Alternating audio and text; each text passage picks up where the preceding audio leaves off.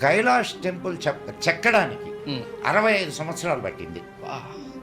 And నీకు దాంట్లో ఉన్న గొప్పతనం ఏమిటంటే అసలు that is a engineering Marvel.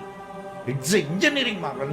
వాళ్ళు పెద్ద కొండని అది బండ అనుకో, పెద్ద బండ, దాన్ని మొత్తం టెంపుల్ ఎట్లుండాలో మొత్తం ముందే డిజైన్ చేసుకోండి. ఏ స్తంభం ఎక్కడుండాలా, ఏ ద్వారం ఎక్కడుండాలా, ఎంత డిస్టెన్స్ ఉండాలా, దీని షేప్ ఎట్లుండాలా అనేది పైనుంచి కింద దాకా చెప్పుకుంటూ వచ్చారు అంటే కొన్ని వేల టన్నుల గ్రావెల్ని బయటకు తీశారు.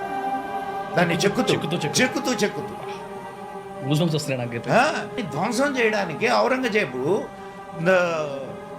6 నెలలు 1200 మంది పనివాళ్ళని పెడితే 10% దాన్ని డెస్ట్రాయ్ చేయగలిగారు.